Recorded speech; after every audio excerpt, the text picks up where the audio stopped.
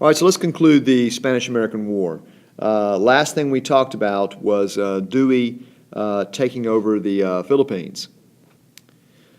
Cuba, however, remained the principal focus of U.S. efforts. The Americans first planned a long period of training, but plans changed when a Spanish fleet under Admiral Pascual Cervera slipped past the U.S. Navy into Santiago Harbor on the southern coast of Cuba. The U.S. Atlantic Fleet quickly bottled up Cervera in the harbor, and the U.S. commanding general, Nelson Miles, quickly changed plans and left Tampa with 17,000 men to attack Santiago. Both the departure from Tampa and the landing at Santiago were scenes of fantastic incompetence. It took 5 days for the Army to be put ashore, and there was no resistance. General William Shafter moved towards Santiago, intending to surround and capture it.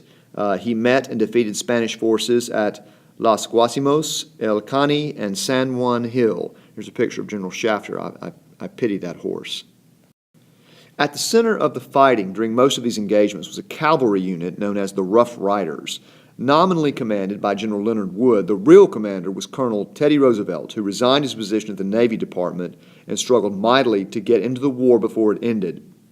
His fame rested in large part on a reckless charge up Kettle Hill, a minor part of the larger battle for adjacent San Juan Hill, in which he was unscathed despite the fact that nearly 100 of his soldiers were wounded or killed. He referred to this as, quote, the great day of my life. General Shafter was now in a position to assault Santiago, but could not do so because his army was so weakened by sickness. This situation was exacerbated when the U.S. naval commander blockading Santiago refused to enter the harbor for fear of mines. Disaster seemed imminent, but the Spanish decided Santiago was lost, even though it hadn't been yet, and ordered Cervera to evacuate. When he attempted to do so on July 16th, the American squadron destroyed his entire fleet. At the same time, an American army landed in Puerto Rico and occupied it with no opposition. Here's the New York Times after the Puerto Rican occupation. On August 12th, an armistice ended the war. Under its terms, Spain recognized Cuban independence, ceded Puerto Rico and Guam to the U.S., and accepted continued U.S. occupation of Manila pending the final disposition of the Philippines. Now, the annexation of Puerto Rico produced the least controversy. That's really ironic since Puerto Rico would become the most important acquisition of the Spanish-American War.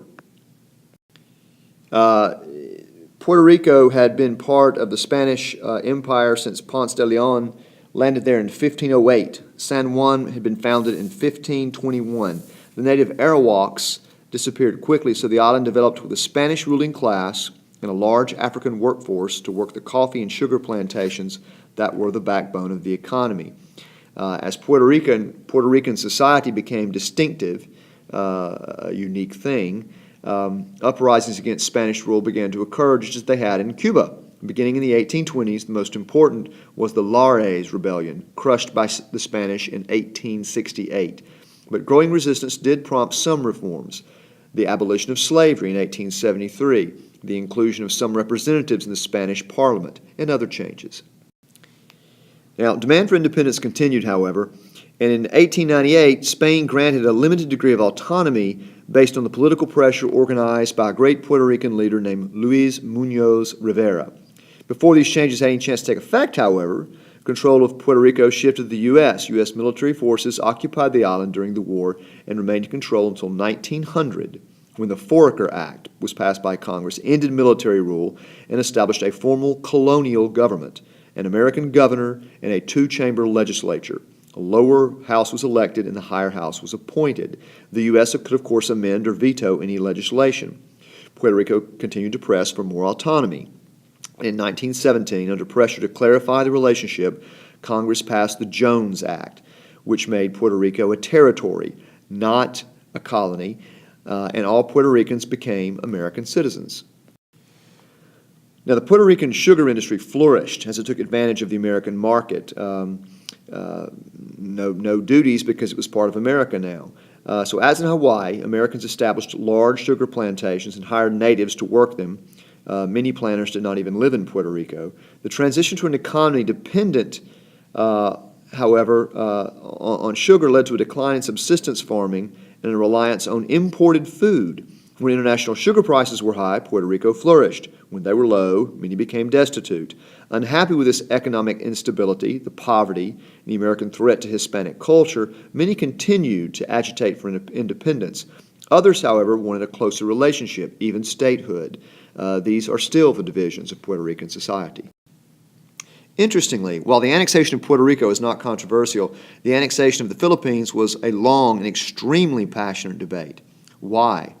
Well, controlling a Caribbean island fit nicely into our ideas of ourselves as a dominant power in this hemisphere. Controlling a large and exotic country in Asia seemed ominous. McKinley claimed to be reluctant to annex it, but came to believe there was no acceptable alternative. He said he came to his decision after a, quote, agonizing night of prayer, unquote. He had several options. Return it to Spain. He said that would be cowardly and dishonorable. He could give them to another imperialist power. He said that was bad business and discreditable. Or he could grant them independence. But of course, you know the answer to that. They were unfit for self-government. They were brown. And so the only solution was to quote, take them all and educate the Filipinos and uplift and Christianize them and by God's grace do the very best we could by them, unquote. Of course, people pointed out the Filipinos were Christian, but in McKinley's mind, Catholicism didn't count as Christianity. Growing popular support for annexation undoubtedly helped make the decision. Now, the Treaty of Paris, signed in December 1898, brought a formal end to the war. It confirmed the terms under the armistice regarding Cuba, Puerto Rico, and Guam, but U.S. negotiators startled the Spanish by demanding they cede the Philippines. The Spanish objected, so we gave them $20 million. In the U.S., however, resistance was fierce. During the debate, a powerful anti-imperialist movement arose. It included men like Andrew Carnegie, Mark Twain, Samuel Gompers, Senator John Sherman. Their motives were varied, but they were unified in their opposition to annexation. But it was just too potent an opportunity, and the Republicans saw partisan advantage in a war bringing valuable territories and fought and won by a Republican administration. Perhaps the strongest argument was the apparent ease with which annexation could be accomplished. When anti-imperialists warned of the danger of acquiring territories with large populations who might have to become citizens, imperialists had a ready answer. A precedent was created by the nation's treatment of American Indians. They were dependents, not citizens. The fate of the treaty remained in doubt until it received the unexpected support of William Jennings Bryan. He hoped to move the vote out of the Senate and make it the subject of a national referendum in the 1900 election in which he planned to run again. This backfired. If the election of 1900 was a referendum on imperialism, Americans seemed all for it. McKinley won more decisively than in 1896, in part because of his colorful new vice president, Teddy Roosevelt.